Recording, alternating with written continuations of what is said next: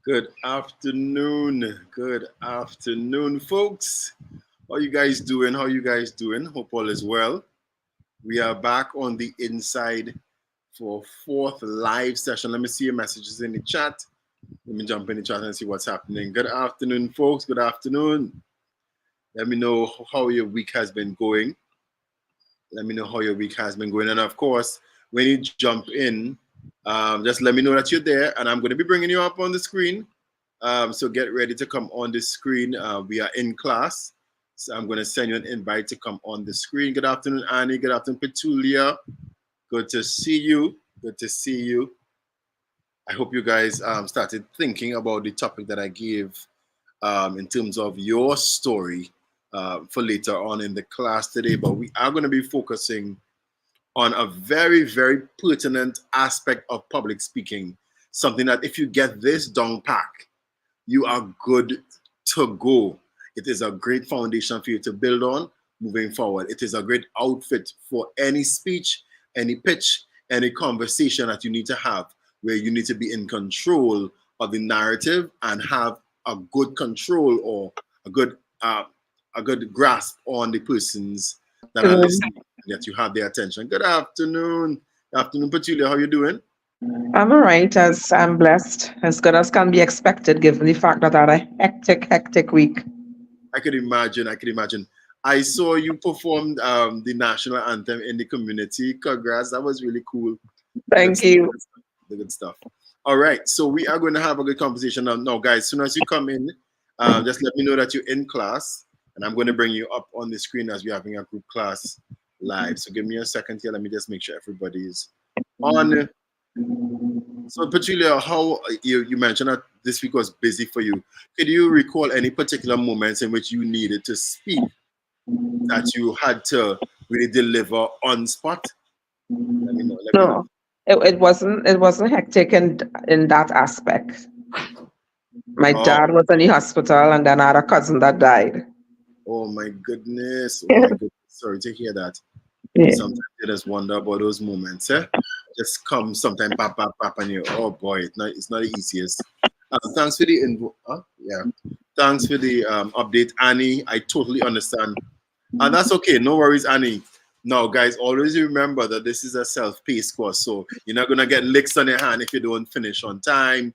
No, it is at your pace because everybody is busy, but we still want to be able to progress along the way. When you have time, go into another video, take your notes. There's going to be quizzes for you to do to make sure that you understand what took place in that particular video.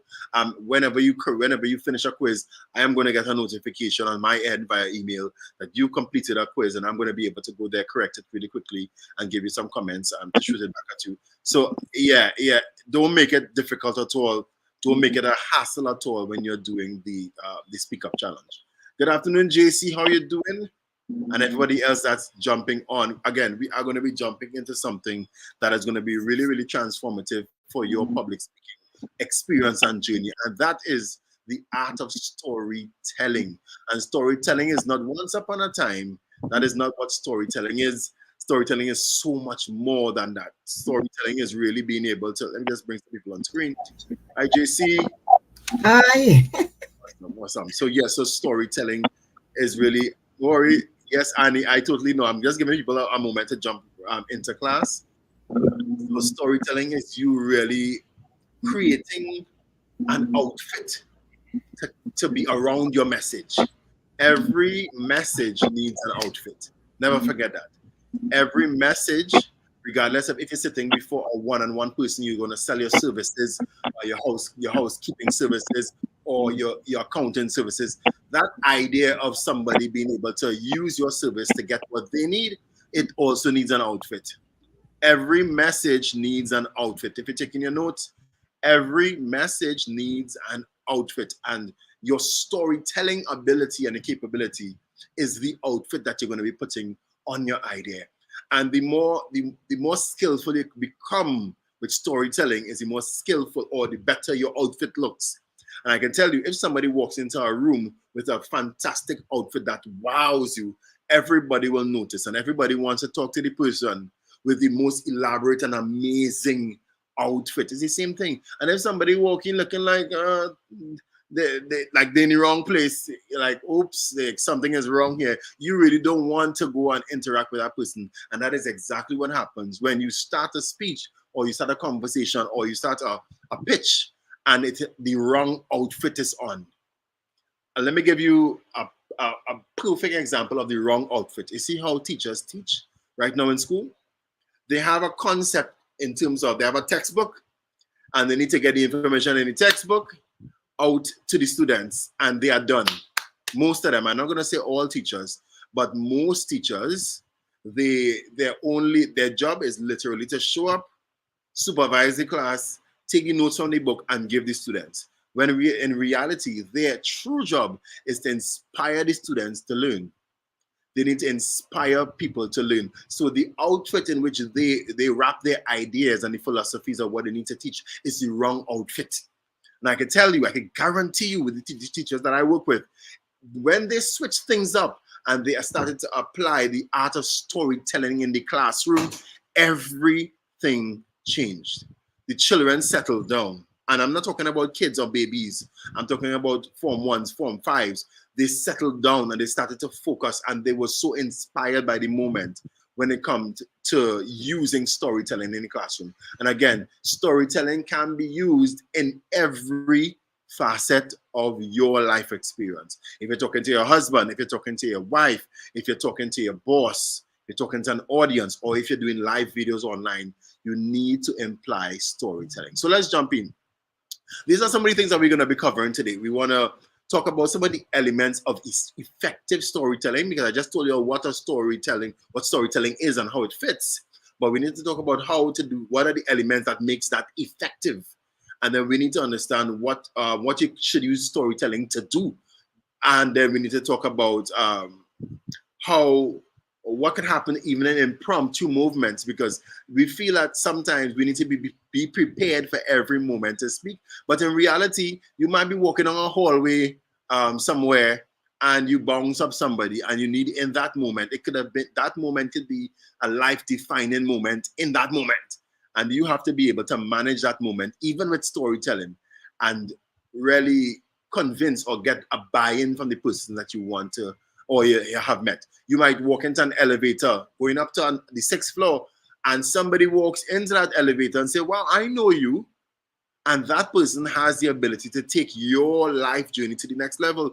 What is going to happen in that moment, in that impromptu moment? Are we going to stumble? Are we going to be eating up on our words? Are we going to song shy? Are we going to kind of try to make ourselves invisible in that moment? Are we going to appear standoff to the person? Those are real things that happen to real people. But there are some people that we see thriving and going to the next level is because they have mastered the art of storytelling. Guaranteed. So we're going to jump right into that, and we're going to start really for persons who you never really saw storytelling in this particular manner as in public speaking.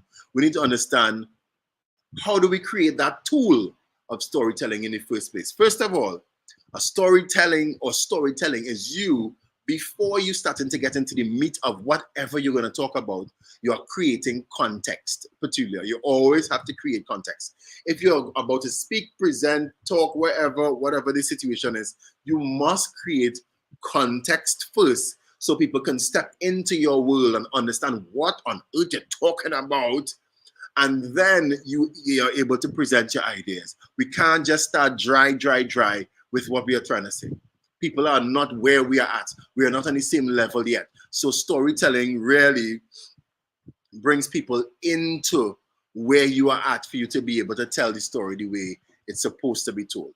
Just give me 1 second, guys. I have one student who's trying to get into class. I'm not sure why. Let me just send this thing quickly to them. So yeah, so we are going to jump into that. I just saw them come in. So the first thing that we want to remember or to put in place is understanding that every story must have a beginning, a middle, and an end. One of the biggest challenges we have as speakers is that we are so excited to tell a particular story. We start along the journey of the story and then we can't remember, where am I supposed to drop off? Where am I going with this? What's the point What's the point of the story? Now we lost now and we start to make circles because we can't land. We can't land now because we're making circles around and around because we're trying to drive a point home, but we lost the point. So I don't want you to lose the point. You need to understand the reason why you're telling that particular story. And everybody in the class, you already have your story to share today. So number one, you need to understand why you're sharing this story. What is the situation or the task around the story as to why you're sharing it. And you need to understand at the end, where are you going to land and say, well, the moral of this story is X and X and X. And the reason I told you this is because of X. We have to. And I tell you, if you start with your story, you capture people. In the first 30 seconds of conversation with them, they already know if they're going to lean in or if they're going to study, if the calorie on the stove finish cook or if they should go down the road and buy doubles. They already made up their minds. So you have 30 seconds on the onset of speaking to make that shift into a story and capture them. So that's step number one. And that's one of the elements of a great story. You have to have a beginning, a middle, and an ending. Secondly, you want to pay close attention to the language that you're using in the storytelling and the details, the vivid details. You must, good afternoon, guys. Yes, you can come in. Once you come in, just let me know that you're in so I can bring you up on screen. Yeah, you must use language that is going to really pull people into the story. So you might be trying to sell, let's say, you're trying to sell an inhaler. You're selling inhalers to persons who have asthma. And you have a brand new inhaler on the market and you're trying to sell this brand new inhaler. The worst thing you can do is, I have a brand new inhaler. This is the cost of it. It will make you breathe better. Come and buy it now, $5.99. That is the worst thing you can do in terms of trying to sell your product. Will you sell? Maybe you might sell one or two. That's okay. But the best way that you can go about it is to start with a storyline. Start with a story. Start with the story of you having asthma. Start with the story of your sister, your family are experiencing difficulty breathing. Start from that point. And then, of course, at the end, where you're closing off your story, you talk about what you would have used to help you now. Because the minute you start with your story, people start to identify with where you are right away. Be it if you're preaching a message, that's okay. Be it if you are, that's okay, Rennie, blessings. Be it if you're preaching a message in a church or you're talking in the public or you're at the office, regardless of where you are, make sure that storytelling is part of how you communicate. Guaranteed. Make sure storytelling is part of how you communicate. I know other people is communicating in other ways. Make sure, and I'll say it again, make sure storytelling is part of how you communicate. Petulia, storytelling is part of how you communicate. JC, storytelling is part of how you communicate. Alicia, storytelling is part of how you communicate in all settings. Now, every setting is not going to use the same format. Like, for example, you can't be liming in a crew of people, like about 6 people, and you said, I have a story, guys. Let me tell you what happened long ago. You can't, that doesn't make sense in that setting to tell your story, but it will make sense, guys. You wouldn't believe what happened to me yesterday. That is also storytelling. That is also storytelling. You have to know what kinds of stories and what context of the story you have to use based on the environment that you are in for it to fit. It must be relevant in this space. So we just mentioned, for persons who just jumped in, we are talking about storytelling, and I was just mentioning some of the elements of effective storytelling. We talked about making sure that you have a proper beginning, middle, and end, and I just talked about also having descriptive and vivid details when it comes to your storytelling. And what would help is using sensory. So your seeing, what you hear, what you taste, what you touch. If you are telling your story and you use some of these areas, you're gonna if you use your 5 senses in your stories, you're gonna be totally amazed as to how people get engaged in the story that you're telling. The minute you mention you wouldn't believe how the place was cold. You started to talk about the place was dark. People just start to get into what you're saying. So don't just tell the story dry, dry, dry. Make sure that when you're doing your storytelling, that it has a vivid and a clear and descriptive feeling towards it. Don't be dry at all. Tell stories that transform a room. Make people go silent in the room because you are telling a story. Have you ever Alicia, you ever was in a social gathering and somebody started to talk and everybody at the table just stopped and listening to that person? Yeah, that's it. And have you ever been in that same circle where you start saying something and everybody else start to listen and everybody else start to listen and everybody else start to listen and everybody else start to listen and everybody else start to listen? Is it me? I think I'm not hearing or seeing you. I'm not hearing you properly. Yeah, I think he's stuck. I thought it was my computer.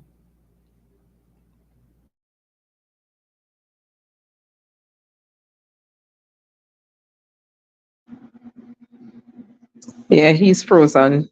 I thought it was my internet as well, yes? Knowing my internet. Okay, okay. Yes, correct. Because I across when my mom using her internet, so I said, don't tell me across here too. I realized it says Yeah. one. Yeah. Okay. You see, he's gone. Pleasant evening to you, dear. Pleasant Good evening. evening. Good evening. Thank you.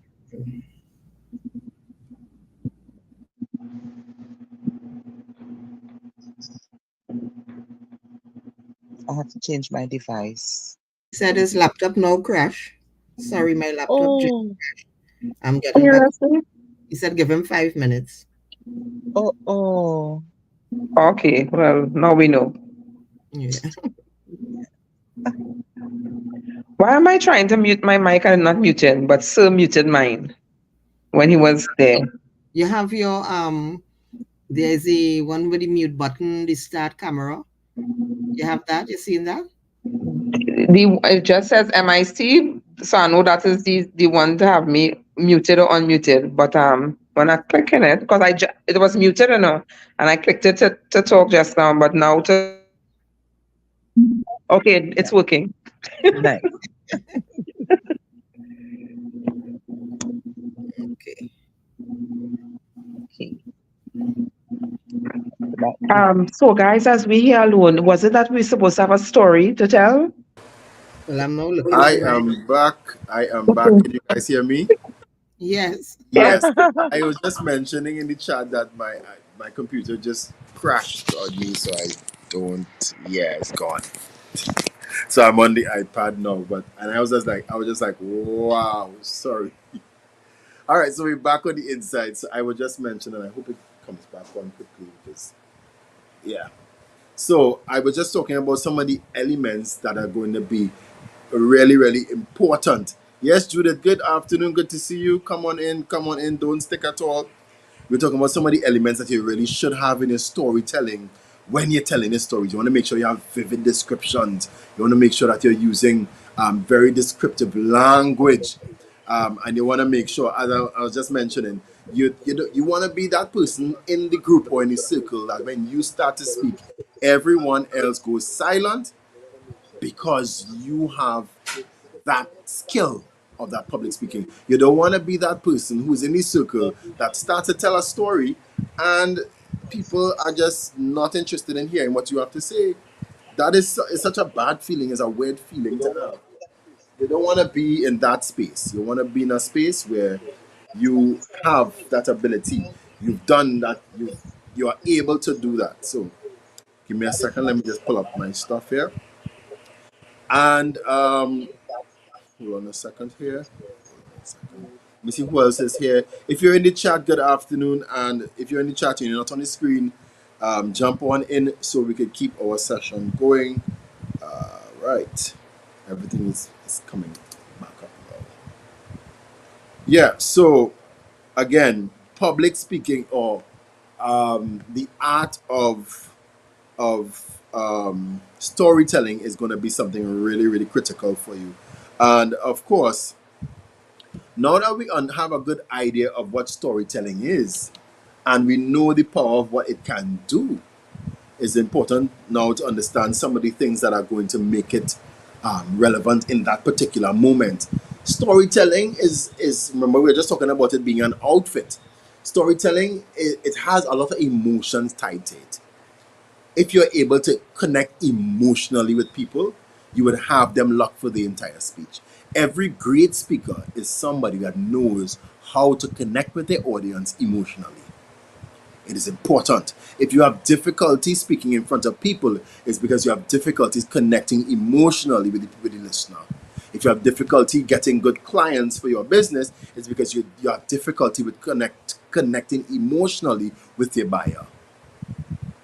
That is just what it is. There are no two ways about it. So I'm going to give you some tips or some keys or specific things that you should be doing in every public speaking opportunity. Number one, when you start to talk or you start to speak in a group on a stage or wherever the case is, sprinkle a little bit of humor now. Start with a little bit of a joke. Anybody in the chat ever realize that there are some people always start their speeches with a joke?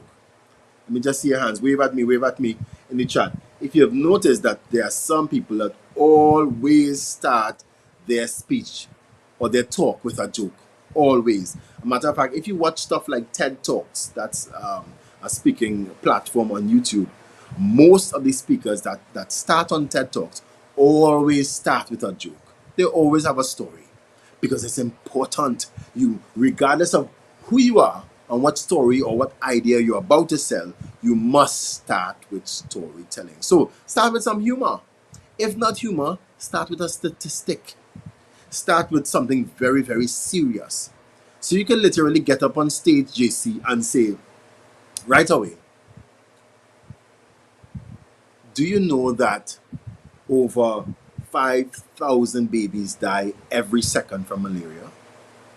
If you start with a statistic like that, the room goes silent.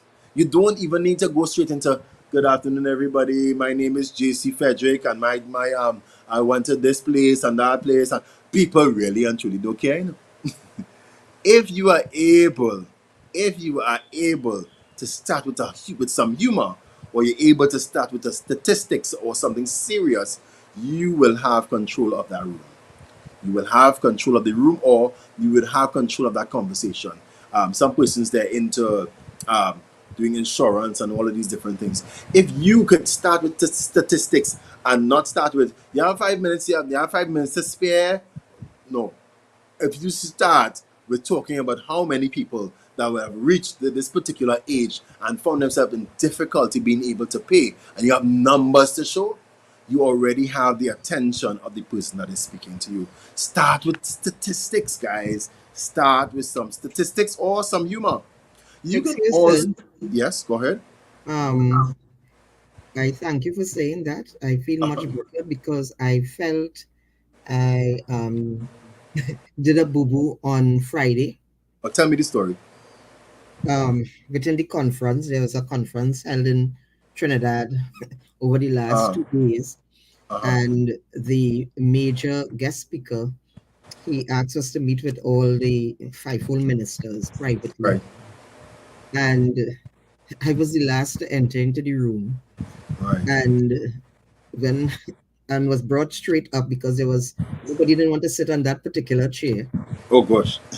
And I end up on that particular chair. And when they asked, and then he said, well, he introduced himself and everything. And he said, I want to know more about you all. But, since taking this course, I am listening how people speak. I'm listening to the Yeah, tone, you know, understanding the room and everything much more better. yeah, yeah. And then he said, well, okay. He said, I want you all to introduce yourselves, what ministry, and tell me something about yourself. I sat down there and said, Lord, please don't let them call me first. Please, please, please don't let them call me first. Pressure. So said, So done. when I brought the mic, the minister brought the mic. And listen, I'm Same talking thing. about 20 something ministers. Oh boy. And it was not really butterflies, but it was big elephants in my stomach. Oh god. I know the feeling. And and I was trying there to pull, from class. And I started to listen to hear what he said, first in the Yeah. sequence, Yeah. introduce yourself, the ministry, and tell me something about yourself. Mm-hmm. So I said, my name is JC Frederick. I said, I pastor an assembly equipping for Victory Global Ministries. I said, I am a territorial shifter and I am a territorial killer, a diabolical territorial killer. And the Wow. place just get quiet. I said, It. I now came through killing a territorial demon that is called cancer. I'm a cancer Wow. survivor. And I Wow. just took my hand over the mic. Nah, But I was that's it. beating up myself because I was saying, because afterwards now you're hearing what other people were saying, I am a kingdom builder, I love traveling, but that was, yeah, but That's no, normal stuff. Nobody don't remember that. Nobody I, would remember that. I was beating up myself. Other girlfriends and her husband, I was telling them, I said, listen, I wish the earth could just open up. I said, I'm just ready Oh boy. a text the night when we came back for the night session. Mm. Listen, and then he said, I want to come back for the night Oh, session. no, no, no, no, no. And you wouldn't believe the persons who had to come after you. They are now quaking in their boots, Yeah. wondering, what on earth am I going to say that can be compared to what this lady now say, boy? That's the truth. So But I think you actually did something that it was, and that's a point I'm going to come to, talking about starting with something thought provoking. So hmm, when you give that kind of descriptive language to who you are, you set yourself in a whole different lane from everybody else. If hmm, you use the same old, I like to travel, I like to eat food, I like to praise. Those, come on. What you just said, you stopped me in my tracks. You know what I mean? You stopped me in my tracks. I love what you just shared. So you made no error there at all. You just put yourself in a different lane from everybody else that just spoke. Guaranteed. And you will see the fruit of that very soon. Thanks for sharing. okay, Thanks for thank you. sharing. Yeah. So we're jumping back in. So again, as she was just talking about, she used very descriptive language in her introduction, and again, that is key. Use descriptive and very vivid um, concepts when you are introducing yourself, or not just introducing yourself, introducing the story that you're going to go into. Another thing that I know, if you're writing stuff down, another thing you would like to do, and this one is a strange one, is incorporate pauses like that. Incorporate a pause, because it gives people, it gives the mind a moment to process what was just said. Sometimes we feel like if we just keep talking, that it will sound like we know what we're talking about. No, sometimes we overload people's minds because we don't give out their mind a moment to pause and process. Nothing is wrong with putting a pause. A matter of fact, a pause helps people to recall what you already said. If I say something and I pause, you will not forget what I said before I pause. So never feel like pausing means like you don't know what you're saying or you ran out of something to say. No way at all. Pausing is as important as speaking. Yeah. So nothing is wrong with putting in a bit of a pause. Also, you can also use pacing to build tension or build anticipation. So you can start talking about, and you wouldn't believe, I left home, I jumped in my car, I drove down the highway, I broke the traffic light, I ran around the corner, I went around the roundabout, I drove up to the stairs, I ran up the stairs, and I opened the door. That is pacing. That is pacing. People will go along the story if you start to pace. And then after you pace and you reach the main point of where you want to stop, then you pause. But all of these elements add juiciness to your storytelling. Let me tell you, some of the greatest speakers in the world, or the greatest movers or greatest leaders, are people who are the greatest speakers. The T.D. Jakes and this one and that one and Miles Monroe, all of these people, when you listen to their messages, you would realize, wait a minute here, is storytelling? It is storytelling.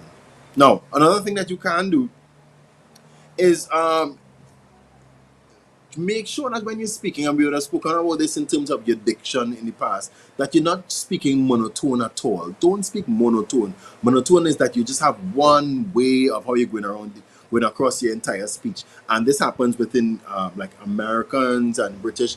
They're very right here. So they talk and they are going across the board like, "Hi, my name is Curtis Jordan, and I'm so happy to be here, and I'm so excited to be here. And we're gonna start talking." That is being monotone. It means that you're just going across one dry tone. Kelly says, Kelly says, I'm very guilty of monotone, and you can improve your monotone by being conscious of the various words that you're saying, and being cognizant of if that word that you just said needs more energy or more tone. So you're talking about you are describing your wife, and you said, my wife, she is the most beautiful woman that you would ever see. My wife is beautiful. You using different tones. Don't have people dry and bored because of a dry and monotone song at all. I always tell persons that it is a song that you're singing. Even on radio, you guys know I'm on radio. I'm on radio every single morning from 6 a.m. to 9 a.m. on Sky 99.5 FM. And I have to tell a story, not just with my words, but with my tone every single moment of that program. Because you don't want people to be like, oh gosh, boy, this been just talking in my ears, and just like, no, create a story. It is a song that you're singing. Never forget that.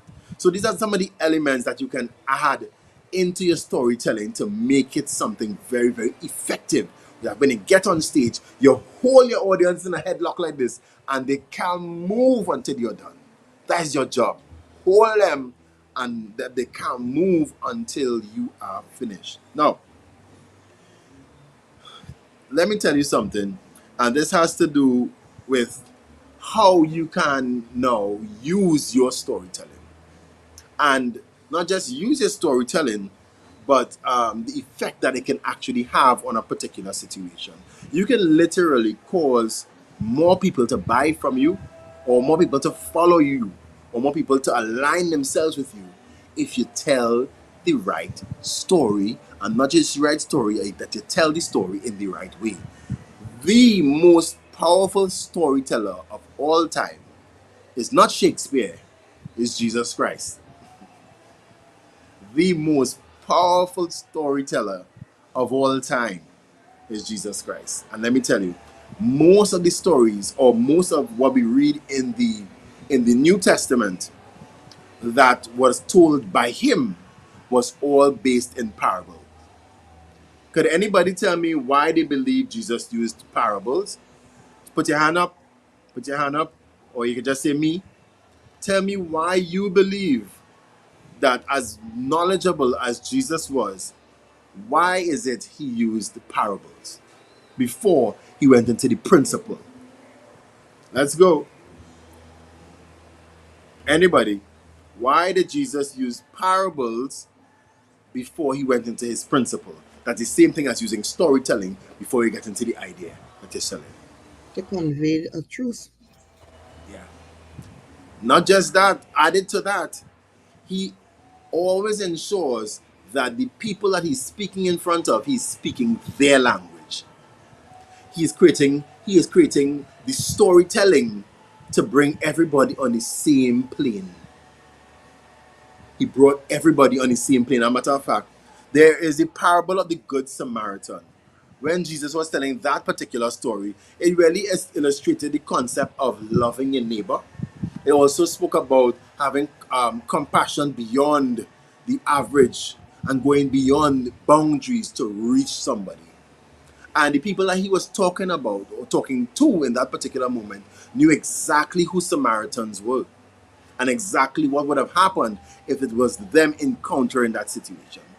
He would not have talk about doing engineering and technology and that. No, that wasn't the conversation at that particular time. He knew exactly who he was speaking to, and how using those words and using this particular parable would cause them to be locked into the story, that he can now give his principle and truth in that moment. So I tell you, the greatest storyteller is Jesus Christ. And number two, let me give you an next example. The parable with the prodigal son, powerful one, is a narrative that explores the theme of forgiveness, the theme of redemption, the theme of unconditional love that you can get from a father to a son or from God to his children. The reason why he spoke that story is because he knew exactly who he was speaking to, and that they would grasp that story because more than likely they would have been in a situation that is very similar to what he's saying. Are you, public speaker, are you, I'm going to bring you back up, Petulia, are you using your storytelling in the right way? Are you creating the setting using your stories to bring everybody into it and then deliver? You have to. And it's something that you can't learn from reading. It's something that you can only learn from practice. Let me give you one more in case you're not sure. The parable of the sower. Remember that if you read the Bible, the parable of the sower is really a story that uses the analogy of sowing seeds to explain how the sowing and the reaping principle in life works, as well as how people respond to spiritual teaching. Some people are stony ground, which means they really don't want to hear. Some people, their hearts are more open and ready to receive. So Jesus knew who he was talking to. Jesus was not talking to fishermen about the story of the parable of the sower. No, he knew exactly who his audience was, and he knew exactly the kind of storytelling that he needs to outfit his idea. If he was talking to fishermen, he would have started talking about a parable concerning fishing and cleaning your fish. Are you using your stories effectively? That is the question. Are you using your stories effectively? Petulia, I'm not sure. Are you getting on stage? Let me know if you're getting up. Let me know if you're getting up. So, guys, storytelling is powerful. And remember, as I said before, there is never going to be a moment where you are going to wonder, should I use a story here or not?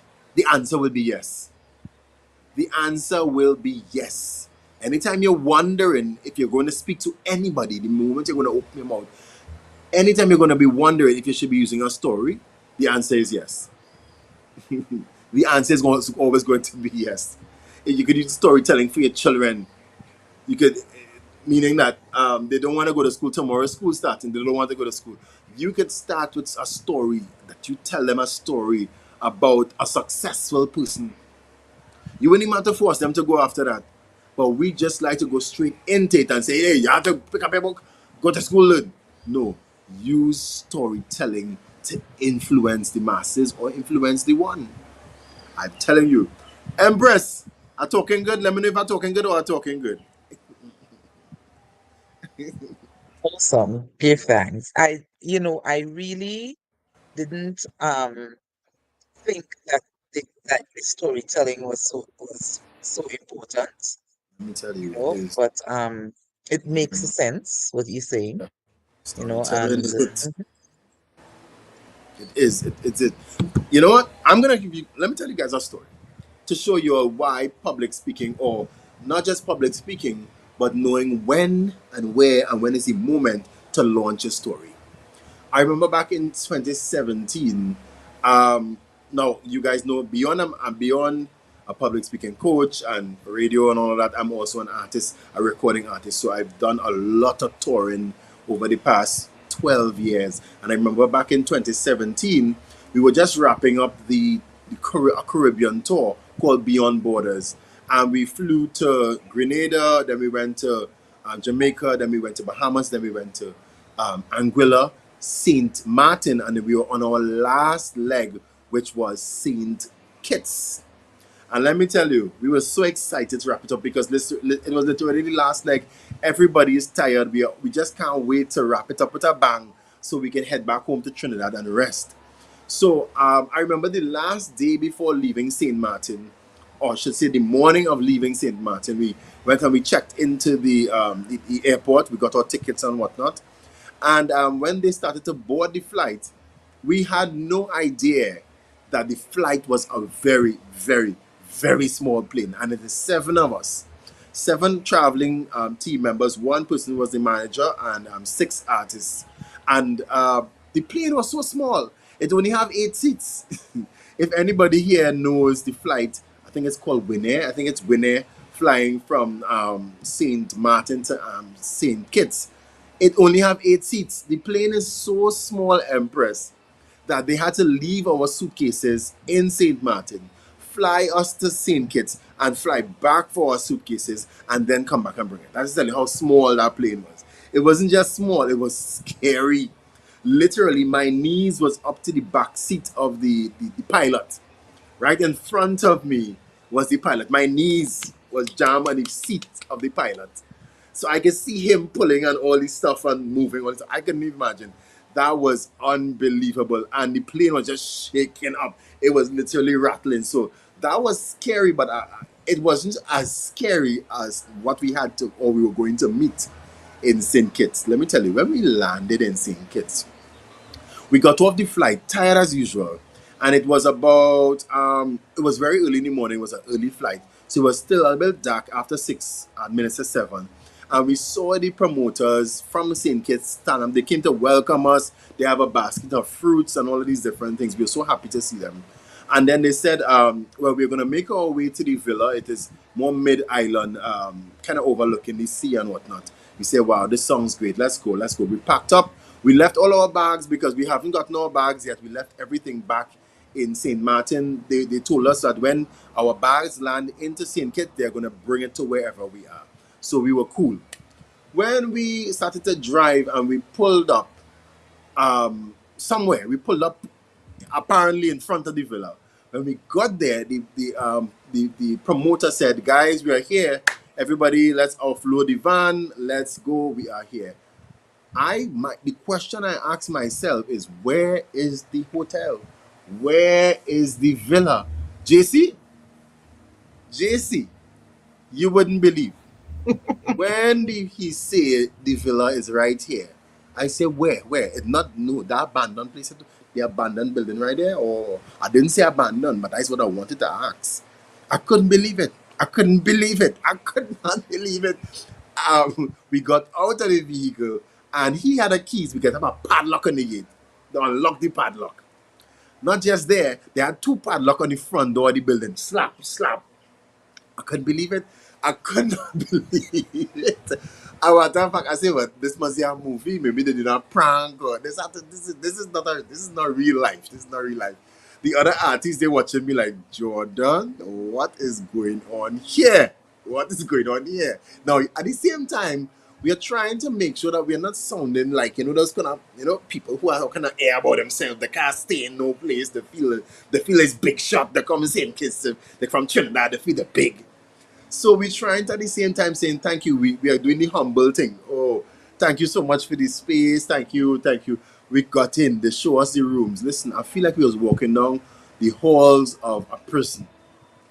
I say, Jesus, Lord, what is this? What is this? We have 7 days, guys, to stay in this place. Listen, when I opened my door, he said, you can use this room here. That to use a key again and a key and the thing. And then with the door open, I seen cobweb. Not only cobweb. JC, I watch the bed. The bed don't have a sheet. The sheet roll up inside of a cupboard kind of thing.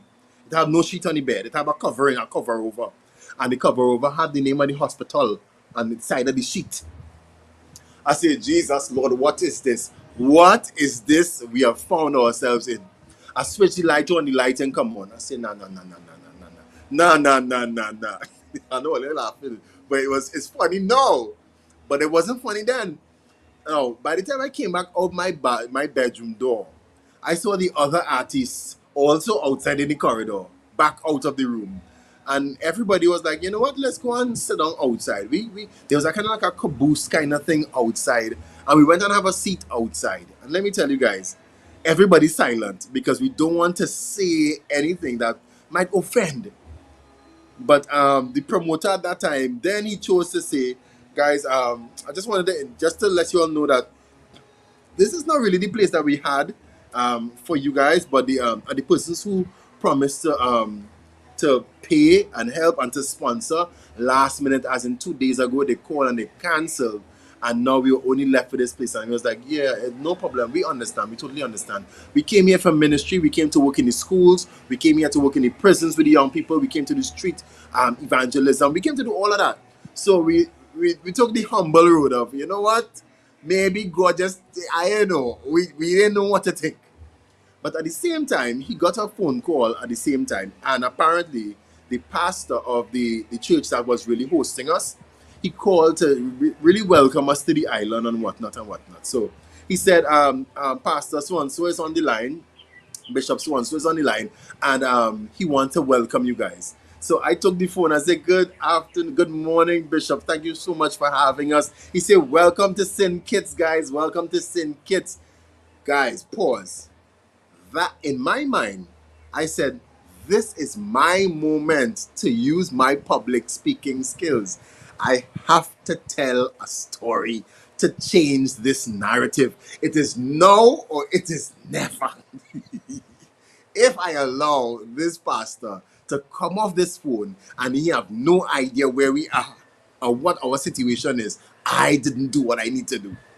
So I said, "All right, Jordan," in the moment. I was like, "Pastor, we came in this morning. We just arrived here at the property. Thanks so much for allowing us to be here on the island." And he's like, "So how was everybody?" I said, "They're good. I know some of the artists, they're still trying to get into their rooms because the key's not working. They're still fiddling with the locks." And he was a little baffled. He's like, "What do you mean by the locks? The locks?" I said, "Well, yeah, each door has a padlock on it, and we need to open each one of them."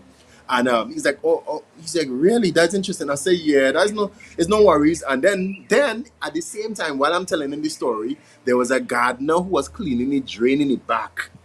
He come and bringing her bowl of fruits for us to eat now with the same clothes he have on, the same dirty clothes. He come with a plate of cut up fruits, watermelon and pineapple cut up. I was like, "No, I don't need to." No, we good. We real good. And I had enough time. I was like, "Pastor, yeah." And the guy, the gardener, he just brought some fruits. So him, the gardener. Wait, what you mean, the gardener? He started like his brain started to spark up now, based on the story that I started to tell, the vivid language that I started to tell. And he was like, I said, "Well, everybody, we're outside right now." He said, "But you all just arrived. Why are you outside? You all need to get a rest." I said, "Well, they don't have any AC in the rooms, and so it's a little bit warm. So we just decided we'll take some breeze outside." When he was done, the pastor was done. He was like, "Mr. Jordan, give me a moment. Can I speak to the promoter, please?" I gave him the phone back. By the time he take a walk, you know when the people take a walk, he take the phone and he take a walk. He walk around in front of the building for a little while. I say, I done. I already used my storytelling. My job is done. My job is done. He came back around and he said, "Well, Bishop so and so just said that by lunchtime, he is shifting you guys from this place over to the Marriott St. Kitts down at Frigate Bay, they call it, in St. Kitts." I was like, "Oh, okay, no problem. Regardless, it will be cool. No worries. Listen, before I say that, them guys and then they start to pack the bags already, you know." them, those other artists that start to pack their bags ready to roll. I said all of that to say that you have to know when is the moment to deploy your story. You have to know when to use your vivid descriptions. Because I was able in that moment to communicate something to him that he never knew before. So imagine if I said, "We are good. Thank you so much, Pastor, for opening the doors for us to be here. We're looking forward to seeing you when you come back. All right, bye bye." No way, no way.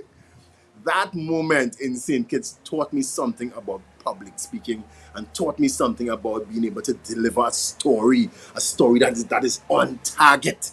On target. And let me tell you, when we got to the Marriott, if anybody been to St. Kitts here and then went to the Marriott, you know it is one of the most grand places you have ever seen anywhere in the Caribbean. Marriott Yes, St. Kitts yes, is Marriott. untouchable. Yeah, and Yes, you're talking the truth, Alicia. You know yes, it. yes. The Marriott is like one of the greatest companies in the entire world. I'm It's an telling you. international. I'm telling Yeah, you. yeah, I'm telling yeah. you. When we walk in there, you swear. I don't know where we was. It was unbelievable. We were so comfortable. We eat till we had content. We lie down. Everybody had their own room. 7 rooms. Man, they take real good care of us. Sometimes you have to know how to use your mouth. Every time you open your mouth, you are selling. Every time you are using your mouth, you are selling. Yep. So, guys, You know, use. may I? Go ahead. One moment. Sure, go You ahead. know, what you're saying there, I mean, since I've been doing this with you, Mhm. it has, you know, done something to me very emotionally. I can't Wow. explain exactly what it is right now, but I have always practiced modesty Right, over the years, so that you could be doing the worst of things to me, right, and I would look for the best in it, trying yeah, to not don't drag myself and into a bad space. right, But right, lately, I have been saying, look, you know what? For instance, I do therapies, right? And right, right. I give this to my community because I know that it is very expensive. Yeah. And you know, I say, well, okay, give the gift towards what I'm doing. And I remember just recently someone called me, and I wasn't working. I said, look, I'm not really doing anything right now because my camp fell down, Wow. and I'm trying to rebuild and stuff. Mm, So I decided still to facilitate her and the move because she said the person was really bad, blah blah. wow. I said, okay, well, come on, let me do this. And after I spent 4 hours, beloved, Wow. 4 hours on my feet doing whatever I had to do, I let her put a gift there, $100. Mm, And I recognize that people really do not value you. You don't put your value. true. It's true. They don't care. Mm. And I just decided, I said, look, you know what? From now on, when anybody call, I'm gonna say, do not come by me with less than $500, You please. have to. You have to set your bar. Yes. You have to. Yeah, You because it's have to. really, really unreasonable, and this really, what you said just now, really touches spot. Really, really did. You have to know your That we value. should really claim who we are Yeah, you and have to know your really value. talk up your value, regardless Speak of on it. how Speak on people it. feel. Yes, but just do Yeah, it right. Yes, I yeah, appreciate this a lot. man. Thank you so, so much. Yeah. Let me tell you something. You see this mouth of ours? Whatever we have is what we have accepted. Whatever our current reality is exactly what we have accepted in life. That's the reality. We can change our entire story. We can change our business. We can change our church. We can change our relationships with this, with the words in our mouth. Not just the words, but how we use our words. Sometimes we talk ourselves out of what we are supposed to have. We talk ourselves out of the full potential of who we actually are. And those things come from way back. Eh? This one tell us we don't have a value. That one tell us that we only worth this amount. And that one tell us this and that one tell us that. You need to get yourself in. If you have to shift places, shift circles to a circle of people who pour into you rather than take from you and drain you. Listen to me. I remember I remember maybe how much years ago. This could be like about right after COVID. Right after COVID. Now during COVID season, you guys know I teach. We have the music academy. We have been teaching persons for the to sing, drums, keyboard, all of these different things for the past 12 years. And we had three branches: one in San Juan, one in Aruca, and one in San Fernando. And during COVID, all three branches had to close. We tried to leave it open about a month, and then after a while, everyone was at home. So the landlords allowed us to stay maybe about 2 months after that, but then we had to leave. So we closed three branches, and therefore all of our students and income just dried up. A matter of fact, all of our coaches, they couldn't have taught classes because they can't come to school. So it really boiled down to just me doing all the teaching at that particular point during COVID. And during COVID time, there was a kind of mentality. I don't know if it's just me alone, but it was like a hustle mentality that wherever we could get, we just take. Yes, once we have money coming in, we just take it. Yes, we just take wherever we have. So I was teaching people online, and I had the mentality that it's because it's online, I need to charge them less, and even I rather teach whoever get something rather than nothing. That was the mindset. And I was teaching people for a whole hour for $100 TT. 100 TT dollars for a whole hour. I was teaching voice. And that was is with 12 years of experience, yeah? 12 years of me studying it, 12 years of me traveling and learning to how to do what I do. I sat down, and because at least I was getting was $100, I was good with that. And I started to teach so many persons. Everybody was jumping on board. I maybe had about, I don't know, 40 students, and I kept going because I was trying to at least make up my salary that I had before. So I was teaching and teaching and teaching and teaching and burning myself down to nothing, not knowing that the power was in my mouth to change my particular circumstance. A matter of fact, I was afraid to use my mouth because I felt like I might have lost my students if I really charged what I was valued. And let me tell you something. I went, after COVID has passed and whatnot, I flew out to a session being held by one of my mentors in the States in Tampa, Florida. His name is Myron Golden. And I sat there, and that man just spoke about using your mouth and the value and understanding your value and understanding how to communicate your value, because you can have a big value, but if you don't have the ability to communicate your value into words, you would never be at the place that you want to be. You have to understand the power of what you can do with your mouth. And let me tell you, I came back home and I said, not another day I am teaching for $100 an hour. Not another day. I'm not gonna do it. Even if I have $0 and 0 cents and I have to go back by my mom and live, I'm not going to do that. I know my value, and I know what happens if I teach somebody where they can be and what they can become. That's it.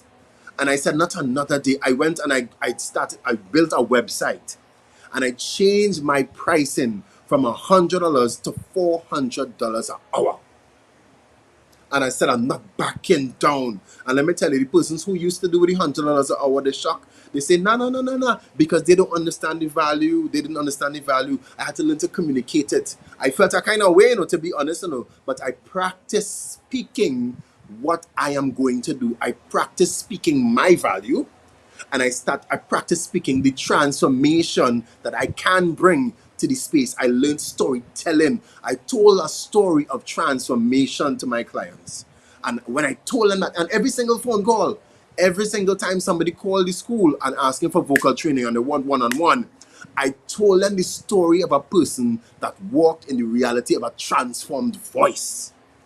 And when I was finished with that, listen, I had clients. I had clients until I had to turn clients away paying the $400 an hour. Until I said to myself, what was I doing all the time? What was I doing all along? What I was doing was not using my mouth and storytelling to tell my value. I knew my value. My value never changed. I used my mouth to tell my value. And that is part of public speaking. If you're not able to sell yourself, if you're not able to sell your services and the value of your services, or you're not able to talk about the transformation people are going to receive from using your product, they are going to watch down on your product and go somewhere else, not knowing that what you have is exactly what they needed. So to this day, to this day, I am now, guys, I am charging more now than $400 an hour, because I know my value. I know my value, and I know the value of my time, and I know the value of how transformative what I can do can give somebody. And let me tell you something, my students are happy. My students banged on my door. They booked some of my students booked 3 and 4 and 5 sessions weeks down the road just to make sure that they're inside, because I paused and realized my value. And when I realized my value, I changed my words and I learned how to practice speaking my value. Do you know how to speak your value, Petulia? Do you know how to speak your value? I believe I do. That's good. That's good. JC, do you know how to speak your value? Hmm. Now, sometimes within the church space, we like to be we like to do the humble thing and not say the grace that we are walking in. We like to do this we like to take the humble direction and not say what God has given unto us. No, no, no, no, no, no, no, no, no, no, no, no, no, no, no, no, no, no, no. Them days done. Speak your value and speak what God does through you. And if people align themselves and get rid of all those wicked people that they're with, and they get along and follow you as you follow Christ, that their life will never be the same. We have to know to speak our value. Put your value into words, Empress. Trust me, your business will transform. Your business will never be the same again if you learn how to speak your value. Use your words. Tell a story. Be real, man. Be authentic. And people's lives will never be the same again. I feel this so real. It's so real to me. This is what I live. I sit down and I talk to my wife all the time. Let me give you all this is the final story before we wrap up today. And then we still have an assignment to do today, guys. But we run out of time. And even after this session, we are going to be online from this particular point. You have your assignments to do. We have the community to be in. There's going to be a live chat that is going to open on the app so we can talk all day long. It's fine. All of that's going to happen on the app. So that is what happens from this day. But let me tell you guys a story. Now, my wife don't know. I tell her this story. Yeah? This is what happened 3 weeks ago. My wife, she is a play therapist by nature, by career. This is what she would have studied to do. Play therapy has to do with using play techniques to let the young children unfold or show their trauma. So she would sit with a young child who have been through rape, who have been through losing a parent, and they would play in the therapy room, and she would unfold and get them to talk through their play. And since my wife had the baby Prince on last November, she would have closed off all her work. So she pretty much home from that particular time. And now that Prince is 10 months old, she's saying to herself, number one, she don't want to go back out to work and leave the baby. She don't want to give the baby to nobody.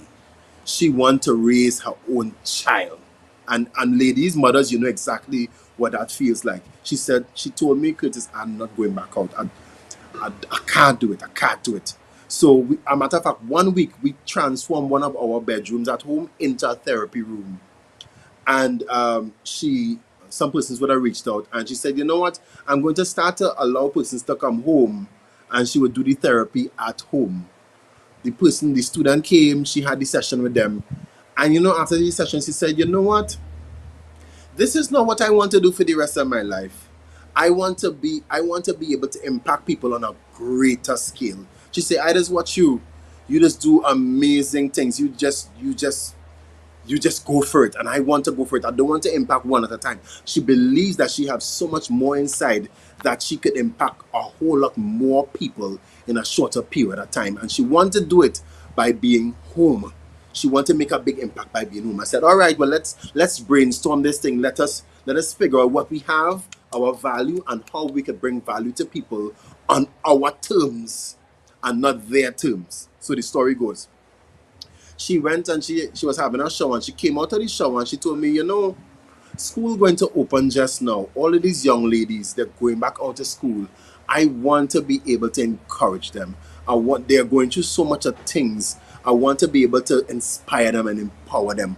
What can we do that I could empower those young ladies? She said, we can't go and have an event now and rent a venue and bring people. She said, that's too costly. Let us figure out what we can do. So she sat down, she dreamed on it, she prayed about it. And then she came back and she said, you know what, I'm going to have an online empowerment session. I said, how are you going to do that? She said, I'm going to use my mouth. I'm going to tell a story. I paused when she said that. I said, okay, let me see where you're going. I said, how are you going to tell the story? How will people get it? She said, I'm going to go on TikTok and tell the story. I'm going to tell a story on TikTok. She went on TikTok, people, and she started to talk about her own journey as a child in school and what she would have experienced. She did 6 videos in all.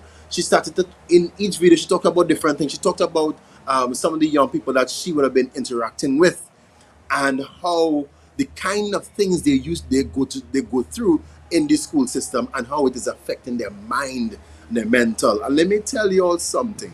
After them 6 videos of her telling a story online, she had over 500 people sign up to do a webinar with her live, free of charge, live. And I am sitting there saying, wow, my wife saying, if you could do it, I could do it. You just inspire me. I'm going with it. I'm going with it. I'm closing my eye. This is the first time she's hosting something like this. First time she's doing a live webinar. She was scared out of her boots, but she started with a story. And let me tell you something. The story that she spoke to the girls, she had over, let me see, maybe about 350 girls actually showed up. 500 signed up, but 350 or so actually showed up for the online seminar. And she told the story of somebody not knowing their true worth.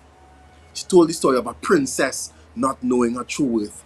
And let me tell you, when she was done with that, parents started to message her saying, my daughter is in tears.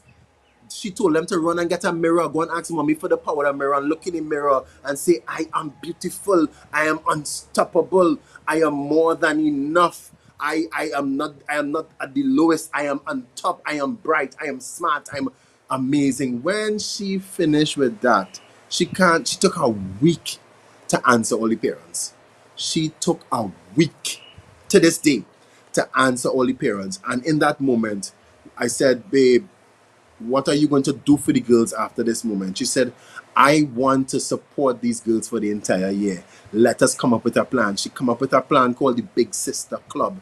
The Big Sister Club is a one session meetup every month for the entire year. And let me tell you, over 60 parents signed up for the daughter out of the people that attended to be a part of the Big Sister program, and they're going to be paying 100 TT a month for the entire year. She's going to be there supporting the young ladies, talking to them, encouraging them, hearing their stories and encouraging them how to overcome. And just like that, she have a $6,000 salary for the entire year. For the entire year. From now until next year, August, she's going to have recurring money coming in because she realized her value and she decided, I'm going to stand up and I'm going to share my value. I'm going to tell a story. I'm going to use stories. Here comes the story again. Here comes the story again. So right now she's gonna be having a video call with them tomorrow morning. School opening tomorrow morning. All those girls are gonna be joining on the call to say, yes, miss, I'm going. I have the strength to do it. I'm not afraid to go and face the bullies. I'm not afraid to go out there. Listen. And I'm just there shaking my head. I say, wow, look, you're doing it. You're doing it. And it started with a story. It started being authentic. So don't double down your story at all. Don't pat down your story. Your story have more value than you think. Your story has more value than you think. Don't hold back at all. I hope you guys enjoy that. That's a real thing. I make up that story. Yeah, that is real. That is happening as we speak. As we speak, that is our reality, and it is such a pleasure to walk in reality. So I'm not just teaching you guys stuff, far out stuff that I found in a book in Asia or something. No, I'm teaching you where I am at right now and what is making us be able to thrive right in the space that we are. And if we can do it, you can do it too, man. You can do it too. All right, so we're wrapping up. We're wrapping up for real this time. Now, for homework, I would have asked you guys, not really for homework, but for today's task, I would have asked you guys, and this is an exercise I'm going to share up the screen again just to make sure everybody's on, seeing each other. And our task, and if you didn't read the task or you was sure the task, this is what it is. We are going to talk about a personal story that was a close call. A personal story that was a close call. And this time, now, this could be a 1 minute or a 2 minute story, but I needed to use the power of storytelling with this personal story. Use vivid descriptions and take your time with it. There's no rush. There's no correct way to do it. There is no wrong way or no right way to do it. I want you to take your time and tell your story about a close call that you encountered. Now, if you don't have a story right now, that's fine because we're really out of time, to be honest. And then maybe one or two persons want to tell their story. Just let me know. And try not to go over 5 minutes. But I wanted to use your story to tell about a close encounter or a close call. Maybe it might, I could go first. And then I will see who wants to go next. Who wants to go after me? Let me see your hands. Wave at me if you're in the chat, on screen if you want to go after. If you're in the chat at the bottom, if you're Yeah, in the I could. audience. Say that again. I could. You're I'll good. try. You will try it. I'll All try. right. Alicia will go after me. Who would go after Alicia? Maybe we'll just do one more. I'll Patricia, try you it as well. all right. So that will we'll work with that group for today because we run out of time. Let me get you all my close call story. All right. So once upon a time, picture guys waking up in the UK at 6 a.m. It is beastly cold. You jump up 6 a.m.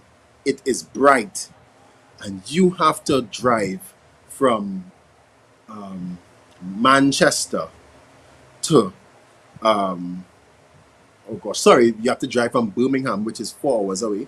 You have to drive from Birmingham to London to catch a flight for 9 a.m.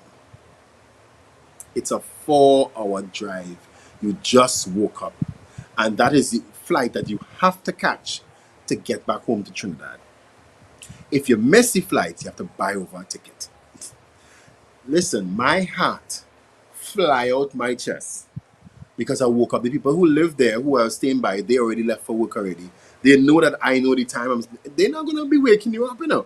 They know that you know your time. You're supposed to get up and leave to head to the airport. Let me tell you, I fly off of that bed so fast. I ain't even bathed all day.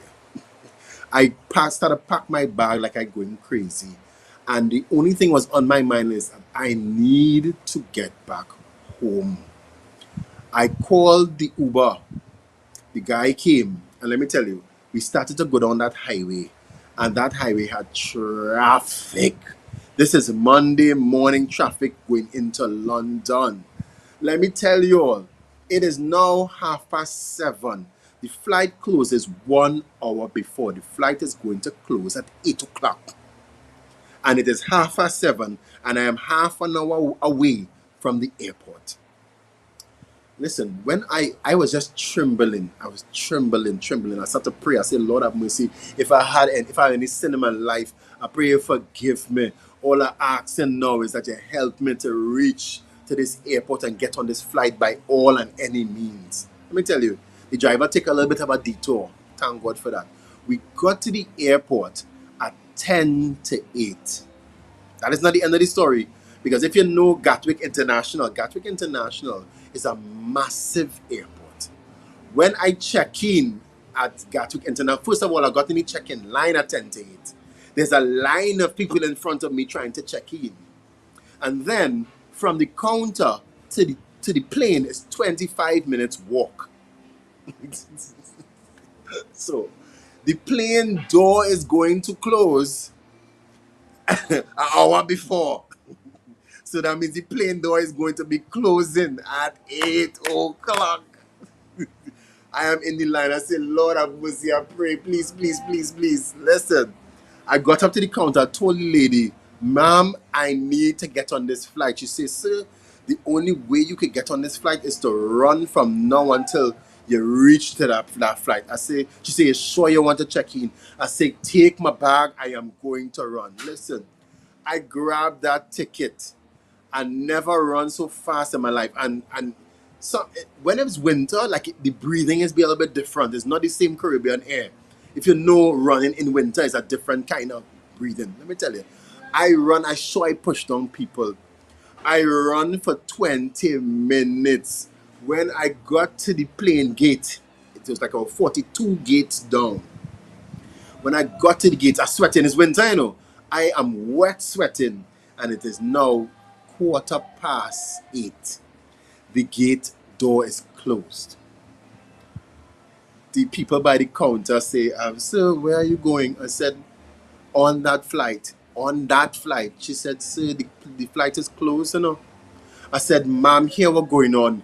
if you don't open that plane door, all the Trinidadian come out of me now. I say, here what going on, eh? If you don't open that plane door now, I sitting down on this floor right here for good. Because I can't leave here. I have no more money. I have no more money to buy anything. So here we're going on. I'm going to rest on my bag and I'm sitting down right next to you. Because I can't do anything. I can't go nowhere. She watching me so with her eye open big. She said, Lord have mercy, what she do, like she don't know what to do now because I started to raise my voice.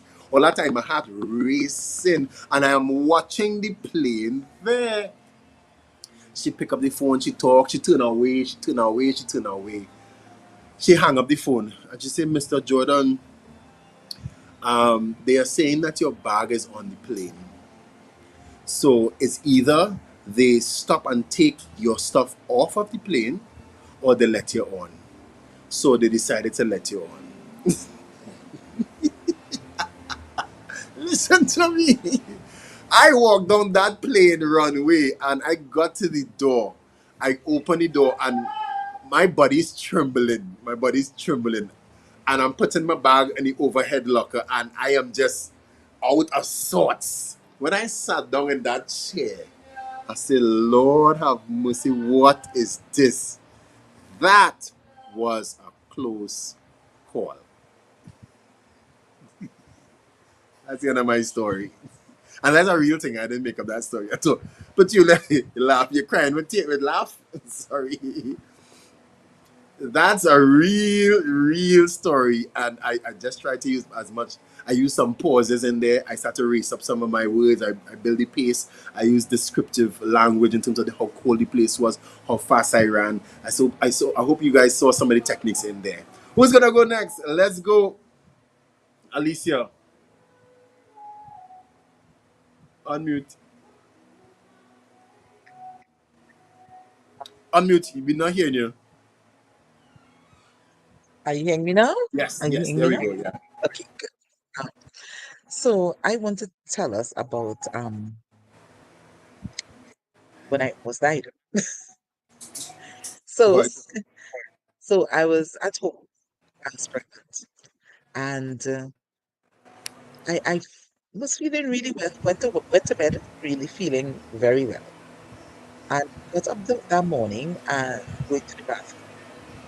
And while I was sitting on the toilet, I was like feeling a little hazy, a little dizzy, trying to figure out why I'm feeling like that. So I called out to my husband.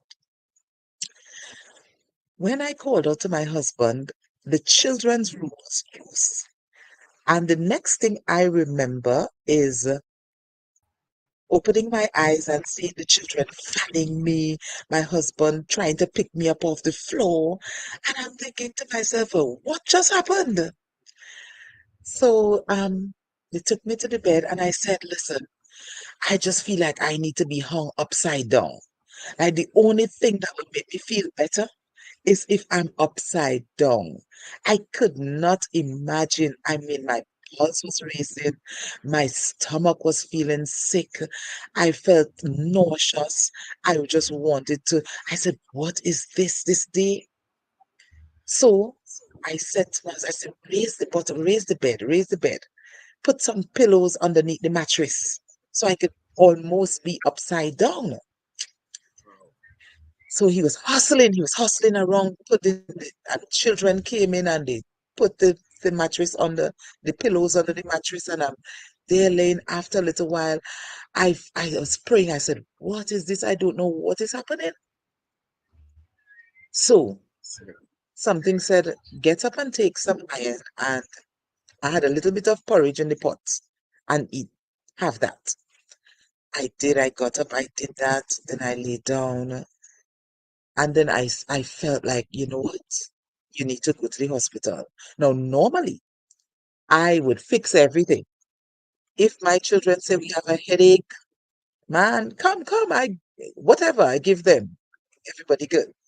I have a tummy ache, anything. I fix everything. If I'm not feeling so good, anything.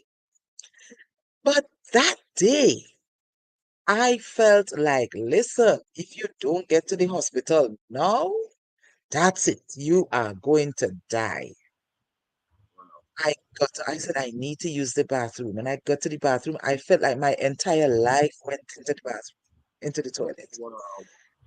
And I was like, wait, boy.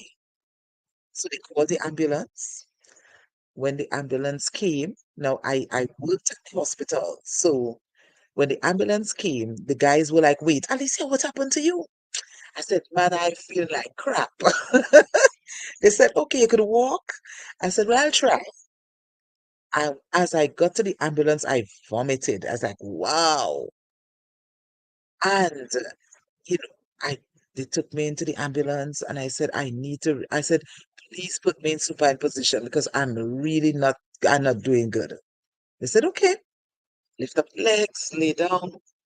I got to the hospital and when I was there, the nurse that came in knew me. She said, Ali, what's going on with you? I said, I have no idea. I said, I'm bleeding. I don't know what is taking place. And she said, okay, let's check. But that time I was having multiple pregnancy. So I I really didn't know what was going on.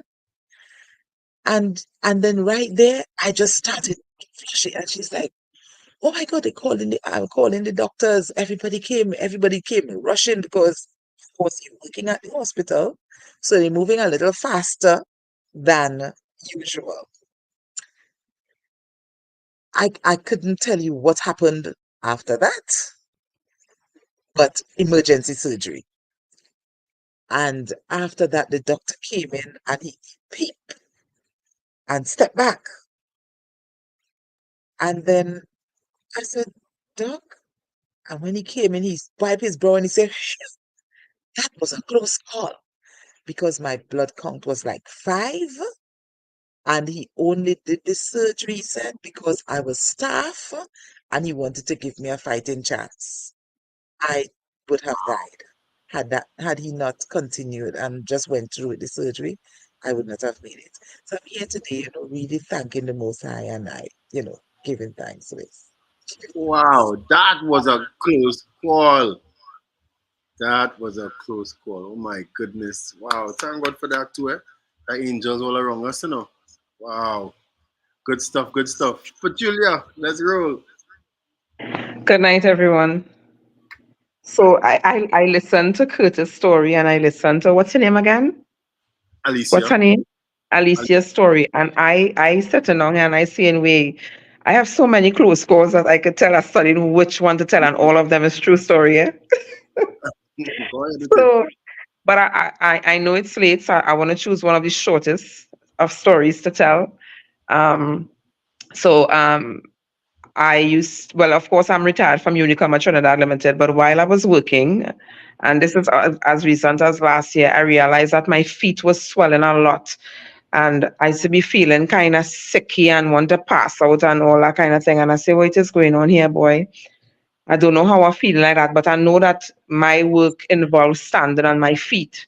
So I used to think, well, okay, the standing on my feet, the swelling of the feet will be normal, but it didn't add up to how I was feeling, wanting to pass out and nauseous and all that kind of thing. So, but I'm going along and everybody's saying, you hadn't, Gail, go by the doctor now. Why don't go by the doctor? But it'll take a lot for me to reach by the doctor. So it had one Friday, my feet was swollen so much. On a Friday, we had dressed down, and my foot was swollen so much, like it felt like it was swelling all up to my knees. I was very, very uncomfortable. So I think it was around lunchtime there. I decided, let me go down to the health center and see what's going on. When I reached down to the health center, I explained to the doctor what it is I feeling and all kind of thing. She said she want to send me downstairs for an X-ray. So we did that. It turns out that I had a heel spur and some I can't remember the name what she told me, but with regards to the swelling and all that, I can't remember the name that she used. However, she sent me for one test, and when I did the test, she wasn't getting back the results until the following day. So the Saturday morning I went to work, the doctor is calling me and tell me find myself in the health center now. But that day I was finished work 1 o'clock and it was close to that time. So I said, let me wait until I finish work and go back in the health center to hear what she have to tell me. is because my blood count was low. She asked me, so wait, you and pass out and fall down nowhere? I said, no. I said, feel like nauseous and dizzy and things. She said, your blood count is too low. She's actually given me a letter to go to Mount Hope so I could do blood transfusion, not, well, to take blood now. And I was like, okay, I say, it have anything I could do besides going to the hospital and do that, because I didn't like the idea of having to go and take blood. So I say, is there anything I could do, like eat those things that I said just boost up your blood count and all them kind of thing? She said, no, your blood count is too low. She said, as a professional, this is what she needs to do. If I want to do something else different, and I had to do that on my own. So I going home and I crying because my husband not home, my son alone home, and I crying. And then I call my mother and I tell her, I said, I don't have a proper night and I have to go to the hospital. She said, for what? I said, well, at the time my blood count is too low. She said, so how are you going to drive to the hospital? I said, well, I was doing everything on my own all the time, so I go and drive myself. So then she said, no, call your husband and tell him to come and drive you. But he wasn't home and he was on his way home. So I said, I drive him myself. So I am driving, going down to the highway. I call my sister because I have my little sister. Her blood count is also very low. She suffer with that, but I don't. I never had that issue. So I call her and she said, Pat, if it is your blood count is so low, why are you driving to the hospital? And why did they let you walk out the health center? So you know that makes sense. She said and I couldn't understand that when I examined it over again, but my blood count was really, really low. Then my big sister from the States called me and told me, Pet, why are you driving to the store? Why are you doing that? She said, don't want to take no blood, go right back home. And everybody, I parked up by Grand Bazaar on the highway, just crying. And then I started to pray. I said, Lord, I really don't want to take no blood. Tell me what to do. Show me what to do. Because I really don't want to go in the hospital and take no blood. So after I done crying thing, my mother called me and tell me, come home now. My mother done stew liver, done make beetroot drink for me and tell me, come home now. So I just drive straight back home. And that was the end of that. I did what I needed to do to build up my blood count. After I went and I keep checking it to make sure that it going back up on thing. And that was the end of that. I didn't bother to go and take no blood. Wow. But it was a close call. That's a close call. Because my foot and everything was swelling. And like I don't know if the that has to do with anything with blood count being low, but it was low. It was low. That's a close call. And as I said, you have many stories that you could Yeah. tell. I have one where I got into a bad accident and don't even know how I live. Jesus. And as soon as I got into the accident, I go into the health center, but I didn't get any injuries.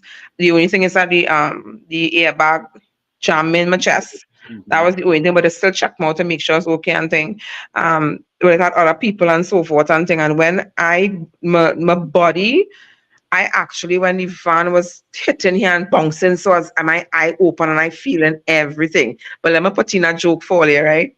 When the car actually come to a stop, Right. I pull out my flash drive and jump out the van. Oh, you ever hear things so? No, the only thing, when I giving them that after, they say, Petty, pull out the flash. I say, yes, that's all my songs that I like. And that is not a flash drive somebody make. That's my flash drive. I make any song that I like, it's on there. So when the car came to stop, although but my chest was spinning, I pull out the flash drive and jump out. But on a serious note, after I went to the health center, I was to go down to Freeport police station. Wow. And then after, I let my husband drop me by my mother because I felt my body was spinning at that point in time. I know I was blue black all over, but I couldn't see it yet. Right? And when I reached by my mother, I just grabbed my mother and started crying and say, Mommy, I don't even know how I'm alive. Wow. Because if I show you a picture of that vehicle, I supposed to lose legs, not even one leg, or something. But as did I say, God have something in store for you. We have plans for you still. Hey. And definitely out of that accident, I know God have plans for me. Wow. Whew. Guys. That was another close call for me. That was a close call. And even when you're telling your story, no, one of the things my mentor always says is that you should write your stories down. Because these are the stories that you're going to bring back up when you're having a large conversation or you're in front of a crowd. These are the stories that are going to come back up. So write down your own sayings, write down the things that you've learned through life. And he have a literal book of his own stories, his own experiences in life, things about how when he was broke. He have stories about when he was broke. He have stories written about when he was sick. He have stories written about when he went through a bad part of his marriage. He have stories when his business had crashed. Everything that you went through is a story that can help somebody through what they're going through. But sometimes we don't remember all of it, or we don't even know that our wealth and our next level is right in our stories. It's in the midst of your storytelling. But most times we don't like to tell our stories because we don't like people to know what we went through. But here what's going on. People will connect more with what you've been through than more than if you talk about where you're gonna go. People not so interested in where you're gonna go, because that's not really helping them. They want to know, is this person on my level? Can I identify with this person? And the only way you can do that is by telling your story, and not just telling the story, but to see how. So as we spoke about, you have to make sure you have a beginning, a middle, and an end of your story. Make sure you have your vivid language as you go through your story. Make sure you pause some places, you build up your story in some places. Make sure that when you're closing it off, that you have a moral. I like what Petula did. She added the joke in there. The humor came in. I love when they brought in the humor there. I love how you brought in the seriousness there too. It really took us on a roller coaster. So you see how we have the ability to tell our stories? And let me tell you, tell a story, it will change your world. Tell a story, it will change your world.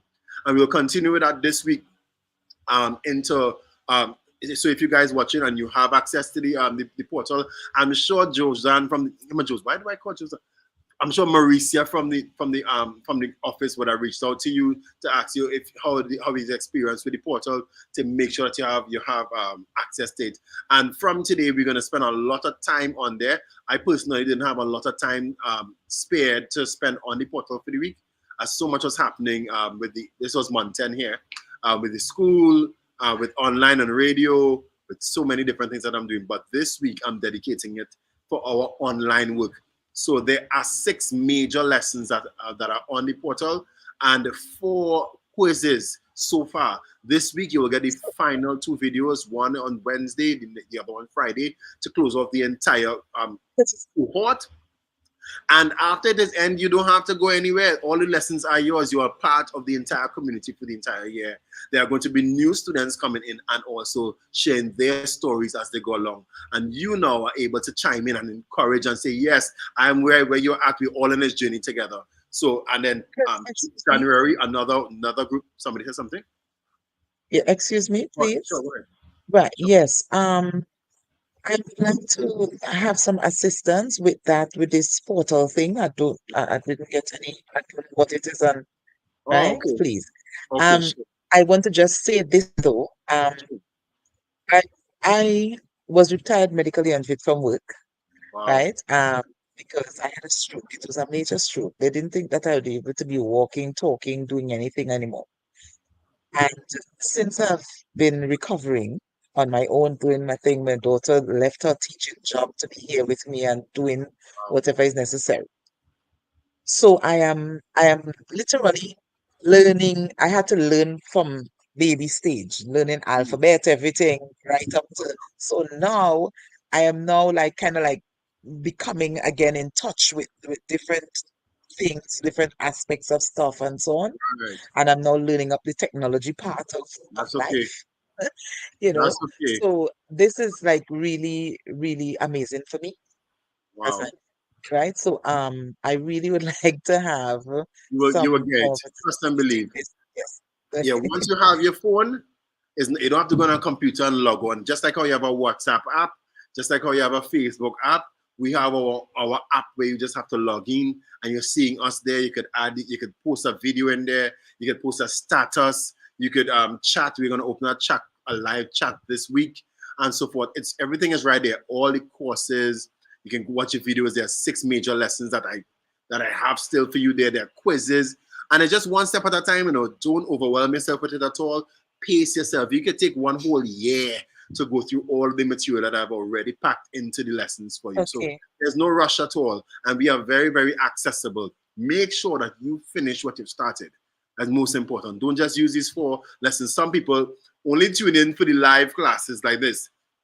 But there's so much more happening on that side. There's 6 major lessons that I've already taught and put aside for you, and I'm Okay. waiting to correct your quizzes and all of these different things. So we are not in a rush. Nobody's rushing us at all. But I really want you to experience the transformation. I want Yes. you to get to the end and receive your certificate, your online digital certificates, and everything, as well as Yes. help other people as you see other people coming into the program. Help other people come through what they are, the walls that they are facing, to become the best speakers that they can be too. So depending on you all, Petulia is not just in public speaking, and Petulia in everything. Petulia, Petulia is in the vocal program. Petulia just posted. I wish I could show you guys. Petulia just posted herself singing the national anthem. We had a challenge, a national anthem Nice. challenge, and Petulia performed big thing on the portal. So it's a real nice, cool place. It's a good vibe. So jump in there, make some friends, find your own community right there. That is why we are there. We are walking alongside you as you experience your transformation. Yeah, we ain't going nowhere. It don't start. So guys, I have to wrap it up now.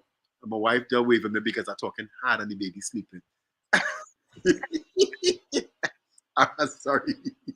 So guys, we're gonna end now, and we're gonna continue our conversations in the chat, in the WhatsApp chat, and we're gonna make sure everybody is accessing all the material this week on the portal. All right, guys. Guys, I really enjoyed the session today on storytelling. Make sure, if anything you remember at all, is that in every time you are having a conversation, you are actually telling a story. Let's have powerful conversations by telling powerful stories. All right, guys. Have a wonderful afternoon, and I'm gonna see you guys You on the so next side portal. All right. Bye, everyone. Same to you. Good bye. night. Good week, everybody. Okay, Bye bye. peaceful night to everyone. This Bye is bye. Bountiful and Peace Good Profound. night. All Bye. right. Bye bye.